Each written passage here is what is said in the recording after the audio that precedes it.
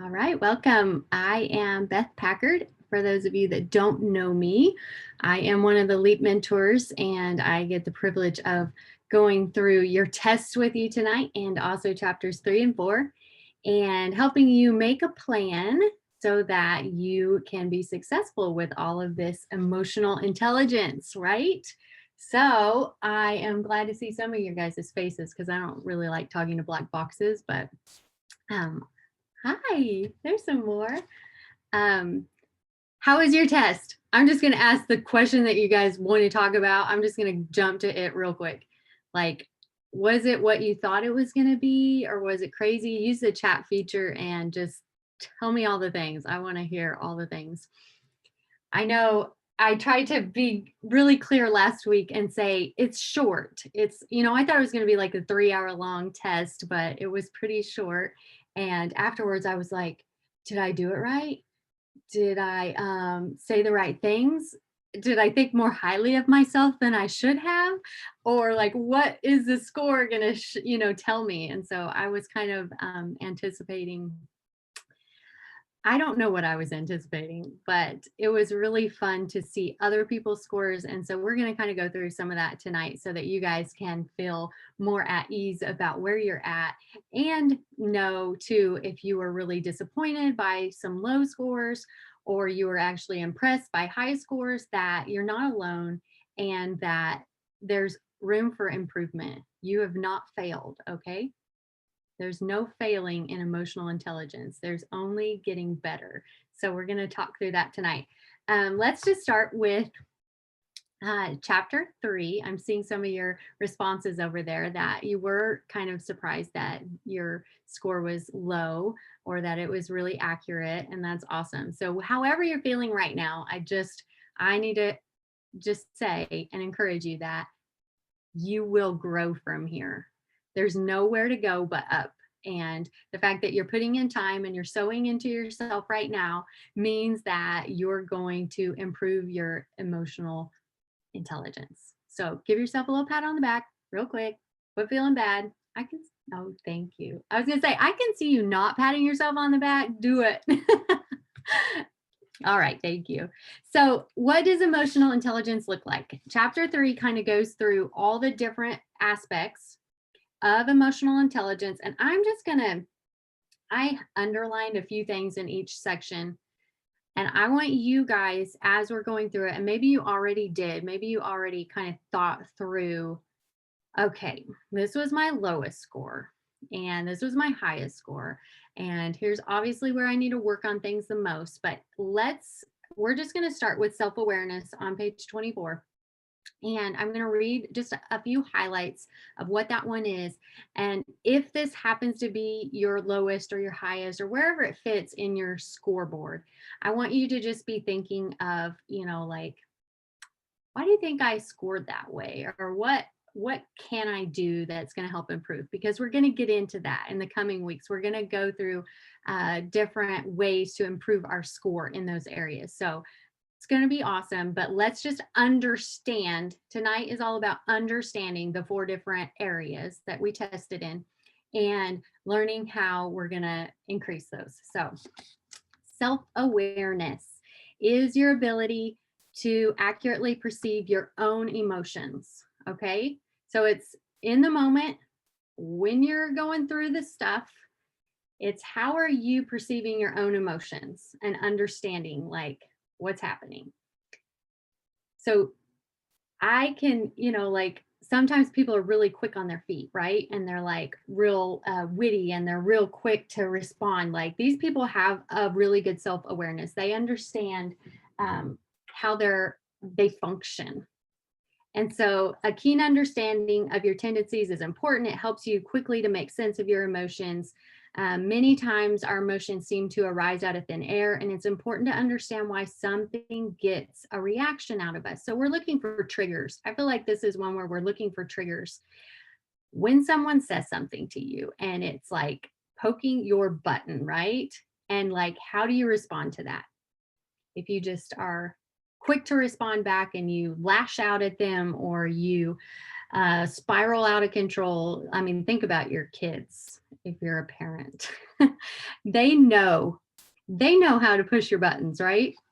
And they know what gets your attention. Say you're busy doing something else, they're gonna go after these places. So when we have a high self-awareness, we're able to see these trigger points and we're able to work through our emotions without overreacting.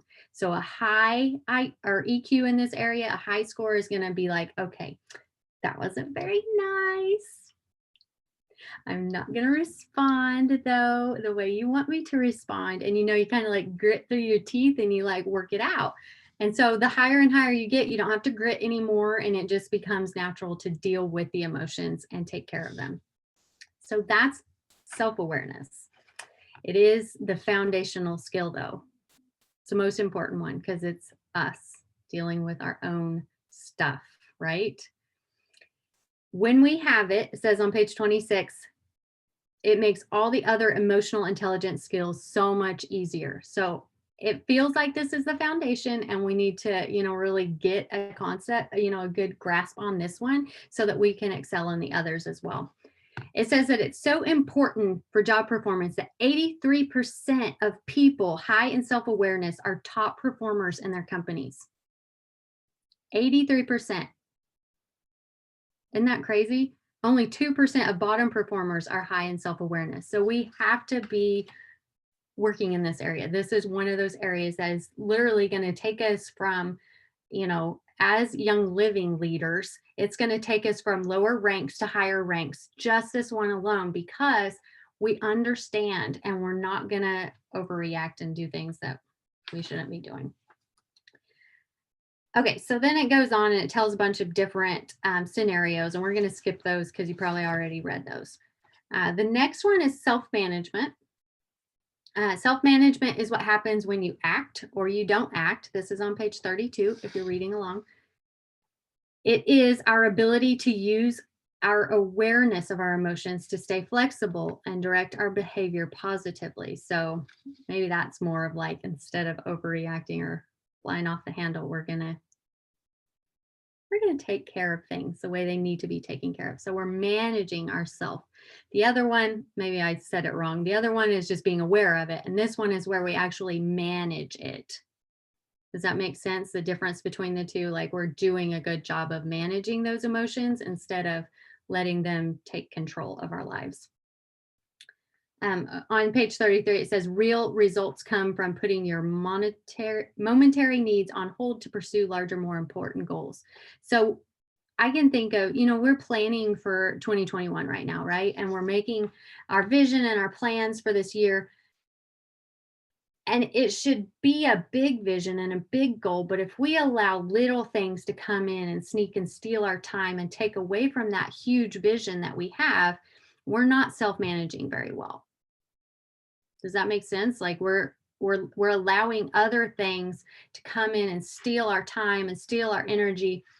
And sometimes they just need to be neglected. Sometimes things just need to be intentionally neglected because there is more important stuff out there that we are working towards. And so this is part of self-management. It's just learning what to say yes to and what to say no to. That one was pretty short. Page 38, social awareness is your ability to accurately pick up on emotions in other people and understand what's really going on with them. So I would say, if I had to put one word to this, I would say it's kind of like discernment. You can discern what's going on in someone else. And so those of us, a lot of times women have, we're more discerning than men are. And so I don't know, I'd be curious to know where you guys ranked with social awareness, if that happened to be one of your higher scores or lower, because we have like a group of almost all women in here. I guess for my own personal benefit, I'd be curious to know. It says also that social awareness ensures we stay focused and absorb critical information. A big part of it is listening, which I feel like I'm not listening right now, but you guys all are. And so you're doing a great job of social awareness.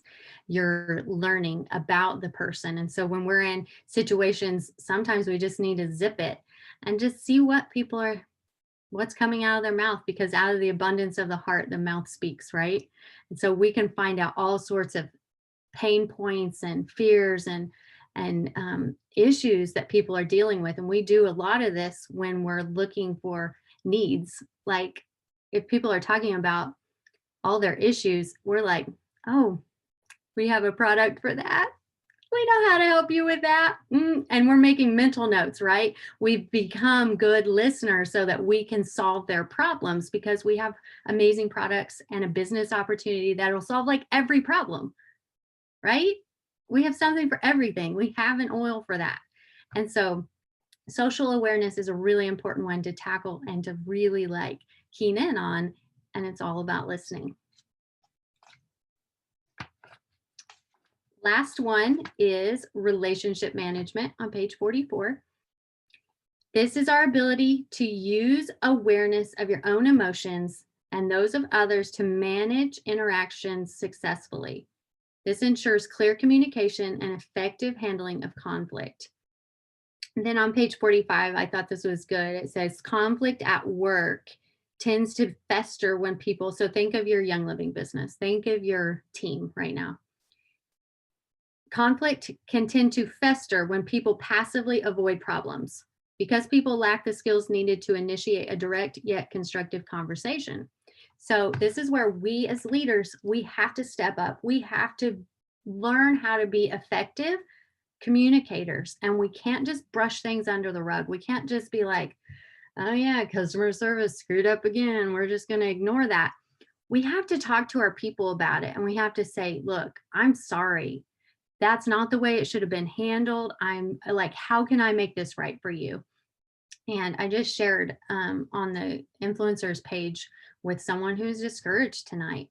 And I'm like, I have given away more products, more resources in 2020, in the last quarter of 2020, than I have in probably 5 years, because it was just like customer service mistake after mistake. Anybody with me? Yeah, Laura knows what I'm talking about. And I'm like, this is not what our company is. There is a shaking, there's a moving, there's, things are getting fixed right now. And we're kind of taking some of that grunt, that on. But I love my team and I love my people, and relationship management is so important. We have to show them that we care more about our relationship with them than we care about a profit or a sale or our OGV increasing. And so I've given away products. I've told them, I'm so sorry. I even offered to pay $100, $130 something on one of my best friend's orders. Customer service is, I don't even know what they were doing, but bless them. I pray for them a lot. And I pray for my team that they'll have compassion and that they will not get upset. And so I think that is a huge part of this relationship management. We have to be willing to talk to our people when we mess up, when Young Living messes up, when someone else messes up, and we need to make sure that they've forgiven each other, that they've, walked through the process together, and that the skills are there for healthy communication, because in that moment, they're going to know that we love them and that we care about them. And I can't tell you how many times I've, even just called Laura and said, I need to talk to somebody, and you guys need to have a mentor. You need to have your upline, that you can call and just say, I need to talk to somebody, and we can work, we can encourage one another and edify one another and say, you know what, it's going to be all right. Here's a great solution to that. And so that's all part of relationship management. So I'm not sure where you guys scored in that, but it's ever increasing, right? We've always got to be working on that, and we can't slack off on it either, because if we slack off for a month or we don't do our business for a month, like that area is going to suffer. Even if we have the skills, if we lay off of it, it will suffer because we're not communicating with our teams, and they need to know we're there and that we're on board with them through the harsh stuff and through the seasons of great harvest. We're there for them all the time. So just preaching a little, so sorry.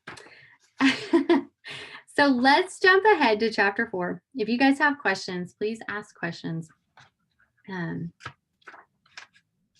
we're I going to would love look at. to just kind of interject real quick Sure. and say something from a perspective of a leader is that we just shrugging stuff off and saying, oh, it's growing pains or this is just, I always just saying I apologizing even for the company. I know I don't like to make it a habit of apologizing all the time because I know there's people saying you never should apologize for something that's not your fault, but Young Living is representing me, I'm representing them. And so I want people to know I'm empathizing with them, that I am sorry that this happened to them. And I want them to know that it's happened to me in certain situations, or that, to kind of come alongside and say, just because we're going to try to work to resolve it doesn't mean that we can't acknowledge the reality. We don't want to move past the reality too quickly. So being able to and acknowledge the reality, I'm going to talk about emotional vocabulary at the end of this, kind of as a little homework to go along with next week. But just being able to frame something we're not saying in emotional intelligence, so you just sweep everything under the rug. What we say is we're taking a moment to stop and get perspective. We're training ourselves to be in a place where we can handle it to where we don't have to go back and apologize. So additional apologies, if that makes sense. So That's good. Thank you. So chapter 4 is just digging into our action plan and your answers from your test. Did anybody have trouble with your test? Did everybody get their test taken? I know some of you did last week already. You should have gotten an email of your results, and also you can go back in. This was something we learned later. I learned from the other mentors. You can go back into that site. I'm actually going to put the link real quick into the chat so you guys know what it is. Maybe slip that in your notes. Or somewhere where you can go back to that location and you just put in the code that you took your test with, and you can go into that forum, and that's where the videos are and the different, once you put your passcode into that, it's got my EQ scores, my strategies, my lessons. And then I think in like 6 months, it tells you to test your EQ again. And so we're going to actually we're going to schedule that out so that we can do that all together in 6 months. But you can go into those different categories, and it's got a plan set up that you can be part of. What we're going to do over the next few weeks is go through each of the different areas and how we can increase those scores. But on page 56, it's got a spot for you to put your overall EQ and then each of your scores in the 4 different categories that we just discussed. Put your date that you completed it. Hopefully you've already done that, but if you haven't, make sure you go ahead and write all of that in. And then we're going to pick, like, part of what we're doing tonight is you're going to pick an area that you most want to work on, your skill that you want to work on first. If you want to work on your highest one and perfect it, go for it. If you want to work on your lowest one and perfect it, or get as close to perfection as you can, that's what is perfection, right? When it's our own, we're the ones that are scoring ourselves. So however comfortable we feel with that, you can pick any one of those 4 categories to work on first, but we're just going to go through them in order of the book as far as the book study goes. But you guys can do as much as you want on your own. So then you're going to review some strategies on page 57. It says review strategies for the EQ skill that you selected, and then practice them. And when the mentors went through this back in December, I know we told you this last week. This is like when you pray for patience, right? Like you're going to get opportunities to like be really patient. When you pray for whatever, like it comes, those things are going to come up, and you're going to get opportunities to work out these areas. So don't be scared of that, but be aware of it. Be socially and self-aware that these things are going to come. And we had some doozies, didn't we, girls? We had some doozies that came up, and it was actually so encouraging to be able to get on here. And I feel like this is what we're going to do in the weeks to come, right, Laura? We're going to break out into groups, into smaller groups, and we'll actually be able to share some of those Like, okay, so I'm working on this, and this is what happened, and this is how I reacted to it. How should I have better reacted? And we're going to talk through those things and be able to figure out, especially if we have a block. If somebody has a block and they don't know how they should have responded, we're going to encourage each of the mentors. Will have a mentor in each of the groups, I believe, to where we've got some experience with that, and we're going to process through it with you, but get ideas from one another, because we're all leaders in here. We all have been through these different kinds of situations, and I'm hoping that we can encourage one another to increase. I mean, that's what this is all about, is increasing our emotional intelligence in these different areas, and we will have great opportunity to do this. So I guess this is what I want to know. Some of you already told me some of the stuff in the chats, but what were your do we want to share scores, or is that going to make people feel like um, less than and feel terrible, or is it I don't want you to go away feeling bad. um, what do you think, Laura? You could go ahead and just ask people, what are you guys going to work on first? What's Okay. the one that, did you get any revelation from the test and from any of the accompanying information that they provided? Did you have any light bulb moments? And then what have you decided to work on first? Anybody want to share?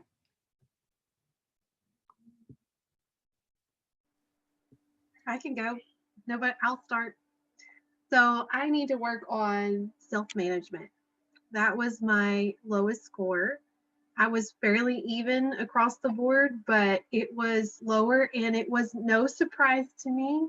I have a hard time managing my squirrely little self and keeping myself on task and on focus. So it totally made sense. And my second lowest score was relationship management, and it really wasn't. Um, Honestly, it was just a point off from some of the other things. But it makes sense. Management is an area that I need to focus on.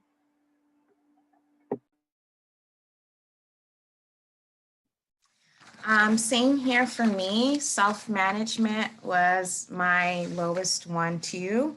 And yeah, I'm overall surprised by how low, but it makes sense considering my past and whatnot. And my husband agrees too. Uh, and the strategies are pretty simple. And I'm already trying to get more in tune with my emotions and using the oils intentionally to deal with my emotions. My husband and I did the aroma freedom technique for the very first time, like 2 nights ago. And at first he thought it was a little silly, but he felt peaceful after it. I felt peaceful after it. So we're gonna try to do it regularly. And then my second lowest was relationship management, but I think it kind of ties together for me personally, because like when I'm all in my head and maybe thinking negatively, and especially since I'm not a big conflict person, I tend to avoid conflict. Me being able to manage myself better will give me the confidence to handle relationship issues. Yeah. Eve, I love that you said that you have your hubby talking to you about it, because I had a pastor once tell me, like, when you take quizzes like that, like, you should have your spouse next to you because they're going to answer your questions better than you. But I had a lower score on a couple things than I expected to, but actually was really thankful for that, because I wanted to really have a good, accurate idea. Like, I want it to be really accurate because I want to grow in it. So I was glad for that, because I felt like if it was lower than I expected, then it was probably right, you know?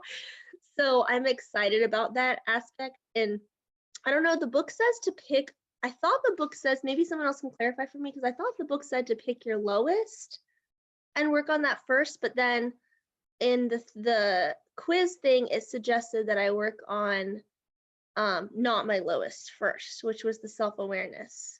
That was not my lowest one, but it wanted me to get that one higher first. So I don't know if it's because other things build off of that or what, if anyone has any knowledge of that. But so that's what I'm working on first, because That's what the online thing said.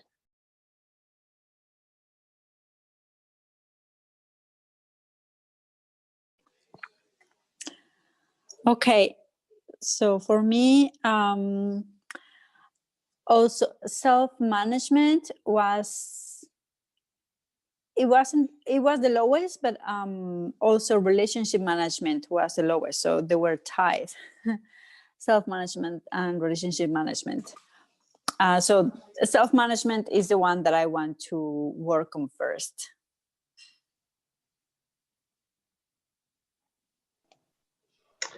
I am going to work on, mine was relationship management. It's really not my lowest. But with my personality being very independent and very direct, coming from Chicago to a southern state is a new thing still 12 years later. So it's not my lowest, but it's one of my lower, but it's something that I know I need to work on. So I'm going to definitely work on that. I can see where that would be good, Pam. Just culturally, Janelle, I wanted to just jump in, and I just wanted to confirm, that's why I didn't answer right away, but I wonder if the test encouraged you to do self-awareness first because it is the foundation. And maybe if they were close, they're like, work on the foundational one first and deal with your own awareness before you moved on to the other one. So I'm guessing that's what it was, but I'm not sure. Well, in this first week, we're all going to be working on, you get to choose because we're going to be finding things, but things are going to find you, as Beth mentioned, because law of attraction right here. So what we'll probably be doing in the weeks coming up is that we're going to talk next week is going to focus on self-awareness. And then next week, we'll all focus on self-awareness. So use this next week to focus on the one that you really kind of want to maybe practice in this next week. And then after that, we're going to really dive deep into the individual ones after that. So it's okay. We're going to get to do all of them. They're all going to get better. And when we did it as a small group, it was a little easier because we kind of paired off and said, it worked out for the 6 of us. We all had evenly, it split out to where we were working on the same ones. But I think it's with a bigger group, it's just going to be easier for us to kind of connect. Some of you are going to, when we leave the study, we want you to continue to work with each other and to continue to partner up. And some of you already know each other from LEAP and some of our other activities. So it's going to be natural for you to just kind of check in and see how each other are doing. And even though we won't meet weekly, we want to make sure that everybody's staying in touch with one another and we're continuing to grow in that. So.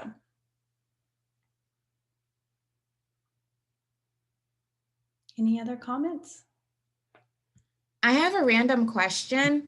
So one of the techniques is to breathe for self-management. And something I noticed, I can't, when I'm standing up, I can't, when I'm breathing in through my nose, my tummy doesn't push out like it says it's supposed to. But when I'm sitting down, it's easy for my tummy to push out when I breathe in through my nose. So and I don't know if that's a normal thing or not. Have you ever tried breathing exercises? This will actually be like my first time. Yeah, after I did the test, my husband reviewed my test and then he was telling me to practice it. I should start practicing it. And and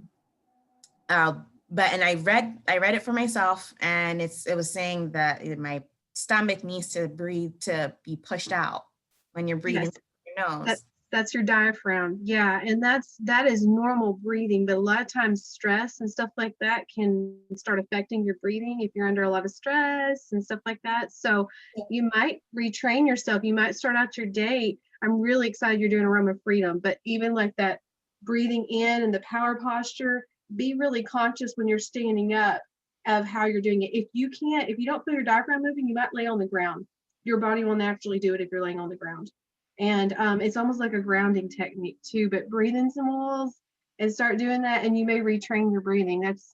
to me, that just says stress. That's what that says to me. It says Oh, like, so my tummy not being, and when I'm standing, my stomach not being pushed out when I breathe in. just not right, because you're breathing up here. I used to be a singer, so that's why, guys, I'm talking about this. But yeah, if you're breathing up here, this is where you're going to default to if you're stressed. But you should be breathing from your diaphragm. But you may have to retrain yourself. 4 square breathing's awesome. Look it up. But to me, laying on the ground, your diaphragm will go up. It just has to. So just retrain yourself. Oh, I didn't know I was that stressed. Maybe internalizing it. I don't know. Wow. Does anyone else want to stand up right now and try breathing? Or just me? I just wanted to add that I also have done breathing classes, and it took me some time, Eve, to learn, because I had always thought that I needed to keep my core, which I interpreted as like my stomach area, pulled in. And so it's taken me I don't know, maybe even a couple of years to unlearn the bad habits and to relearn. And so laying down is an excellent way to start, so that you really have a good feel for that, like Keely was saying, and then just relaxing into it. And we're so fortunate that we have the oils, because I've done breathing exercises with people that are just breathing and they don't even have oils to help to retrain the brain. So it'll come. I just wanted to say, from someone who's wasn't a trained vocalist, I mean, I remember my girls being taught that when they did voice classes, and it just seemed kind of so counterintuitive. And but it will come. It does happen, just like any other skill that we need to learn. Well, that is a perfect segue into what I want to give you guys to think about in these coming weeks. The starting point for awareness, whether it be in relationships or with self-awareness, what we need to do is we need to think of ourselves like a media device, like a media player. Okay, so start to picture, like if it's on your phone, how you play music, or maybe Audible or a DVD, or however you play things. Think of the buttons on that. There's a pause, there's a rewind, fast forward, record sometimes, there's volume and mute. So I just want to take you through some of those things as you're becoming aware of the emotions happening. Think of yourself as a media player. And the most important function of that media player in emotional intelligence is pause button. It allows you sometimes to stop and think through what you're going to say, respond versus react. That might be counting to 10. It might actually be physically removing yourself from a situation, or if you're on a phone call, or it means, can I call you back? Just being able to recognize that you've hit a place where it's not healthy, where you are going to that self-awareness of, I don't want to regret my next move. So hitting the pause button is your number one tool as you start to move through this in the next week, as you encounter some emotional opportunities, as we like to call them. They're all opportunities. And then the next one, the next probably most important, is volume. I don't know about you, but when I start to get, and I think this is just a primal instinct, we start to get louder, to be more authoritative, to dominate. And so you just check your volume. I have to do this with my kids a lot. I have to slow my roll, slow it down, and start to be more intentional with my words and not get loud, because that's just escalating the situation very dramatically where it doesn't need to go. Then the next one is the mute. It can be whenever something has become emotional where you need to just stop and just completely listen. A soft answer turns away wrath, 100%. To be able to stop and just say, I am, by talking and explaining myself, even apologizing sometimes. If a person does not feel heard, you just need to stop and listen 100%. And that's where the record button comes in too. When we use record, we are listening consciously. We are hearing words that we're going to be able to use, and then using rewind to play back. Did I understand you correctly? Is this what you said? So using all of those, if you just think of it like a media player, because to me, I like analogies. So, and this analogy came from this book, EQ Applied. That's why I kind of like these two together. And then fast forwarding is extremely helpful when dealing with emotions. If you find yourself emotionally charged, just step back and think of the consequences of your actions, especially if it's someone that you've had a challenge with in the past. You can go, okay, this is a pattern here. This is the same thing, same song, different verse, right? And so you can kind of stop and go, okay, I see where this is headed. My husband and I have we have a keyword, a phrase, and it is when we see something is going in a direction where I've unpacked too many boxes of past things, and there's all of these things are a part of the issue. He's still just in this one single issue, and we just say, I surrender. I surrender. And that's kind of our, okay, this is getting blown out of proportion. So being able to fast forward it to the point where we go, okay, so thinking of your mind and your emotions as that emotional media player is going to be really, really helpful in this next week and in these coming weeks. I'll continue to remind you guys. We'll continue to play this back. We didn't have that skill. We weren't talking about that because I just read that. But that's a skill that we can all kind of visually, and it's something you can teach your kids. Everybody can understand that because we know how to pause and turn up the volume or turn down the volume. And then the next thing is your vocabulary. So we think of somebody who's really intelligent as having a powerful vocabulary, having a extensive vocabulary, right? So with your emotional vocabulary, we need to work on being precise, not so much $5 words with our vocabulary. You just need to be able, for example, when a child is hurt, they come in and say, oh, it hurts.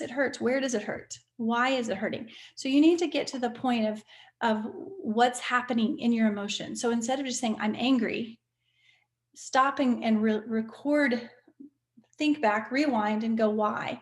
You might not be angry as much as you feel betrayed, or you might feel there's lack of trust. So it's getting back to using your vocabulary to accurately communicate what you're feeling.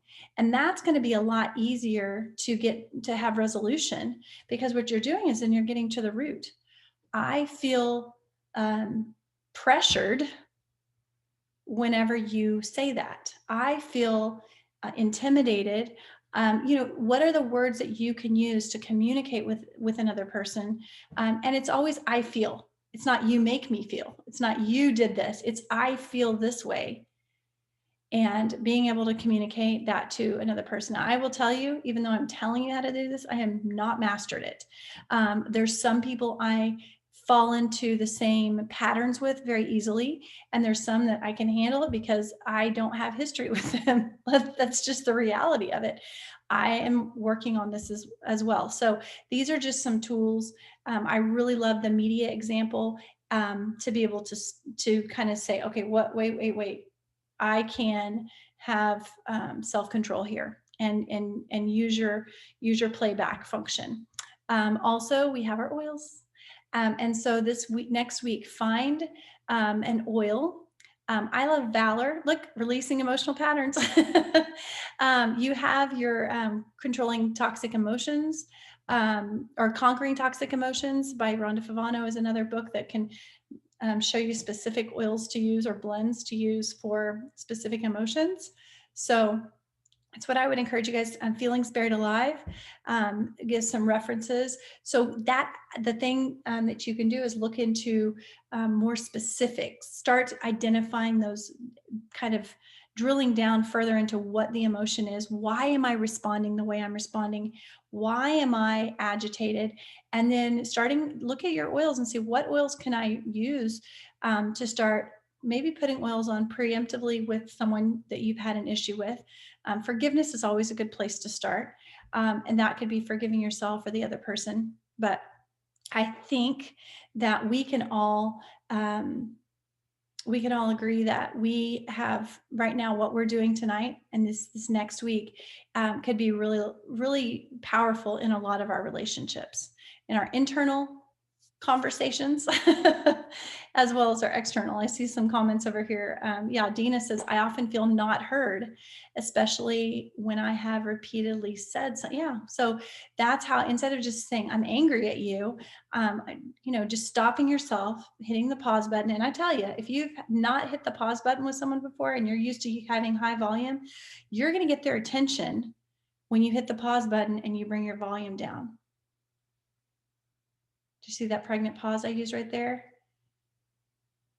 It got your attention because there was silence. Stopping, changing your tone, and honestly that, in saying, I just don't feel heard, and keeping it simple can really, really be powerful in the way that the other person sees us.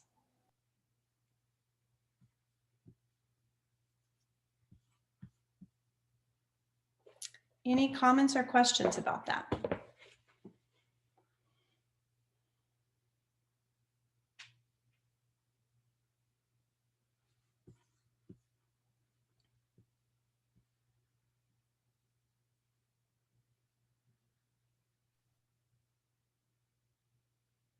I remember the first time, Laura, when you came and you worked through this book. It wasn't that long ago. It was in the fall.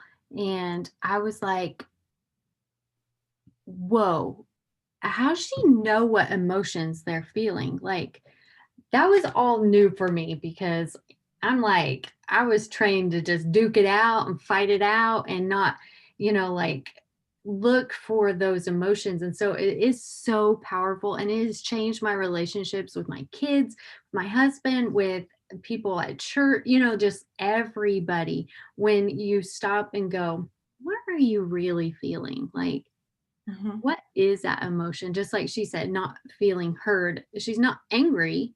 Like, it may come out as an angry, but it's like, no, that's not what I'm feeling. I'm feeling not heard. And I think it's so key. But Laura's like so good at this. And I was like, wow, how is she pulling this out of people? We went around a table. We were in a business meeting just like this, ladies, in a business meeting. And there were 6 or 7 ladies, and we went one by one through them, and they were just sharing their heart about some struggles that they had. And she was like, oh, she was like a therapist. It was so beautiful. Okay, so I feel like, which one of these emotions are you feeling, And then we were able to use the oils that this book talks about, release them, and those women all got set free. Like, they walked away from there with joy on their faces, and they were so liberated. And I'm like, that was the coolest business meeting I've ever been in my life, like ever. And so we have these tools to use with our teams, and it's so much more than, making an income. We are changing people's lives, and I'm just excited we get to learn how to do that even better and how to solve their problems even better through the tools that we have. So thank you for teaching us, Laura. Well, I had to learn it myself, unfortunately, lots of trial and error. So Adriana, do you have? Yes, thank you, Laura. You know, today I was thinking of this because I'm the one, by the way, thank you, Beth. Thank you so much for your response. And I wasn't speaking for me. I was speaking for my friend in Mexico that she feels all alone. And she's an amazing leader, but I have, you know, social awareness. I have been feeling like she's kind of down, like away. So should I ask her, so how is everything? I haven't talked to you for a long time. And she sent me this long message, really discouraged. And I was thinking, man, I wish we could find a place where we can have like meetings where we can do this, like exactly what you were doing in that meeting that Beth was talking about, to listen to each other. Okay, what are you going through? And so with book in hand, oils in hand, okay, so what are you feeling? Just like you're saying, it's like I was picturing in my mind, it would be awesome to be able to have with our leaders something like this on Zoom, because right now, you know, it's impossible not to. So you just gave me a great idea, and I would love to, if anybody wants to go ahead. And I have this support group meetings with leaders, with members that are struggling. What do you think? I don't know. Well, we set up mentorships. Last year with LEAP was our intention to have those types of mentorship accountability groups. And so it's what we've seen is there's a lot of people that stuck with it, and that's developed into relationships where people feel they can open up. It went from just being, are you doing your daily IPAs, to now they check in on each other. We've got some that meet weekly and just encourage one another. So, and most of them are cross-line. So I think that this is something that could really, you know, work through this. I think that using the emotional intelligence as a springboard to do that could be really good. And I'm 100% open. I don't have a topic right now for the first Monday in February. So if you guys wanted to do that for first Monday in February, I mean, of course, if we had this many people on it, we couldn't do it in an hour, but I could walk you through how to do it. And that would then be great. You could then turn around and duplicate that. That would be so awesome. Very nice. Thank you. And it is a little harder to do it on Zoom than it is in person but again, the Holy Spirit there's no distance in that. And so we'll just, we can walk in that anointing, that time. Yes. Pray for discernment and wisdom as we all kind of come together. So thank you. Good idea. All right. Well, we've had a great evening. Thank you so much, Beth, for breaking everything down, and for everyone for sharing so transparently. We will be back next week to talk about self-awareness. So I can't wait to hear some of your testimonies feel free to include those if you'd like to. If you have something that happens that's really cool, be ready to share next week, and we'll give time for people to be able to share their praise reports. And if you feel like, oh my goodness, I've had opportunities, but they're not working out. If you have something that's going on, we did that in our small group, is that we came together and we said, oh, this didn't, it's not resolved yet. So we are here to help, and we can do that in those breakout rooms next week. We will, we'll get into small groups, and we'll do some kind of scenarios and walk people through just ideas. And but be using your oils this week, be using your pause button in your volume, and increase that vocabulary to be able to truly communicate how you're feeling, and encourage others, encourage your kids, encourage your spouse and your friends and the people you're interacting with on a daily basis to do the same. All right. Good night, guys. Thank you. Thank you all.